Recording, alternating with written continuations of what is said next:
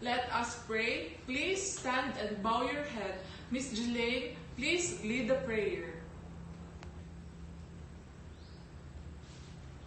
Okay, class, we are going to discuss our new lesson for today, but before that, we are going to have our activity.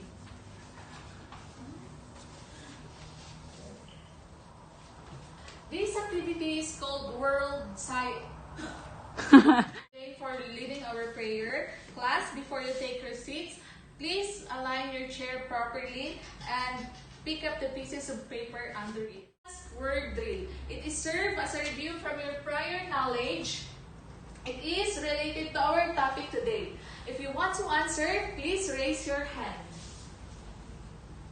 This is our activity for today. This is the number 1. All the inhabitants of a particular area, town, or country. Okay, class, we are going to discuss our new topic for today, but before that, we are going to have an activity. It is called Science Word Drill. Word Drill. It is served as a review from your prior knowledge.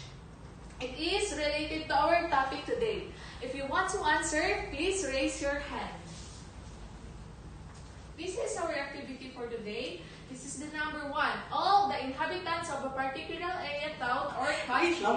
Following jumbled letters to form a word. Use the given clues. Number 1. All the inhabitants of a particular area, town, or country. Yes, Miss Olpina?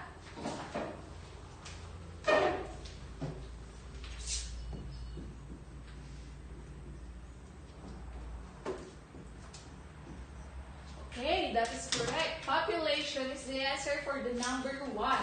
Let's proceed to number 2. The natural home or environment of an animal, plant, or other organism. Yes, Sir Dalanon. Mr. Dalanon.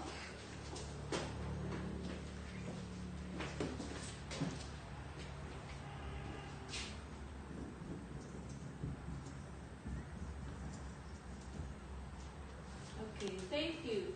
The answer for number 2 is habitat. The habitat is the natural home or environment of an animal, plant, or other organism. Back to your seats. I will check your attendance according to our seat plan. Miss Galgarin? Present, ma'am. Okay.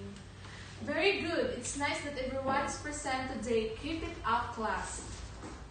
Class, I will group you into seats. Look under your desk to see the number of the group you belong. I want you everyone to cooperate and go to your respective group mates so that we can start our activity. Our activity is fix one word. Direction, arrange the rumbled letters to the form words that corresponds to the form picture shown. Write your answer on the space provided. Done, class? Yes. Okay, the first group to raise the answers will gain the point. So let's start. Okay, very good. Number 1, life. The same scores. Give yourself a wow clap.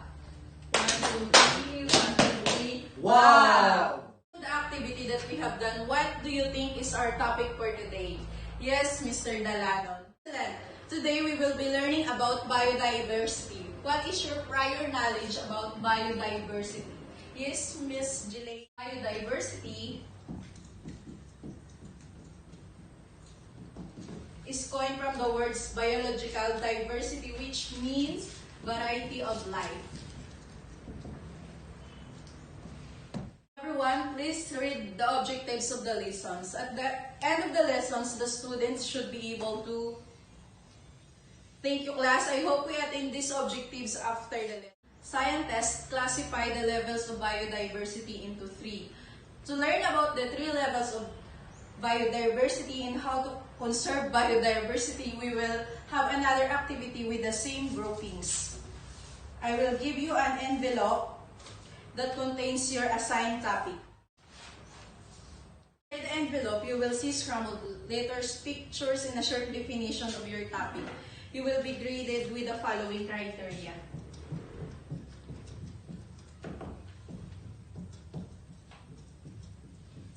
Presentation, 10%. Content, 5%. and collaboration 5%, with a total of 20%.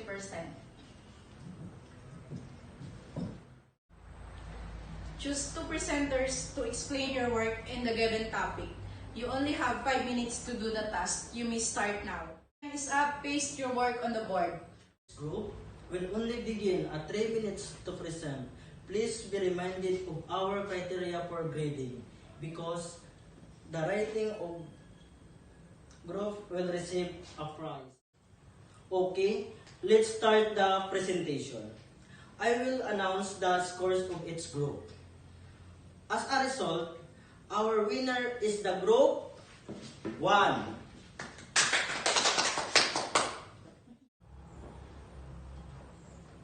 Okay, based on the activity that we have done, what are the 3 levels of biodiversity?